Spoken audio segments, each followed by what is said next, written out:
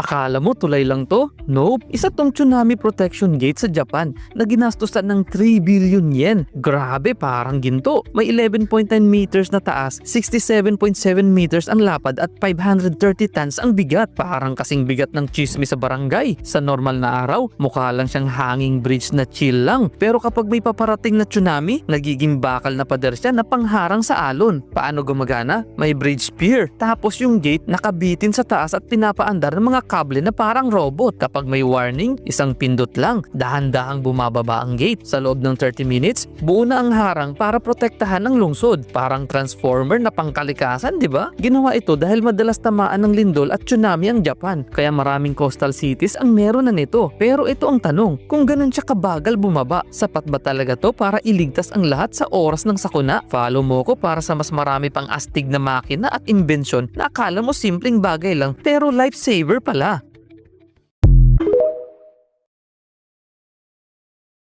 Kung nagtataka kayo kung bakit biglang nawalan tayo ng 128 toneladang ginto sa ating national reserves, ito po siguro ang eksplanasyon. Bumuo po ng isang special investigation team ang Hong Kong Anti-Money Laundering Office para imbestigahan ang di umano ay money laundering activities ng mga Marcos. Opo, ang pamilya ng Junior na ayaw hair follicle test dahil maraming nagdududa na siya ay bangag. Ang sangayon po sa Hong Kong Anti-Money Laundering, ito po ay may kinalaman doon sa mahigit $100 billion na money laundering activities involving no less than 350 tons of gold deposit. Mantakin nyo yan. At itong mga aktibidades na ito ay nangyari between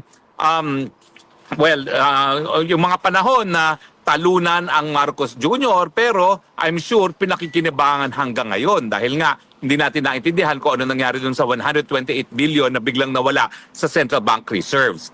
Now, nagkaroon pala ng isang Taiwanese na whistleblower at ito po ay headline sa Taiwan. Mantakin nyo yan.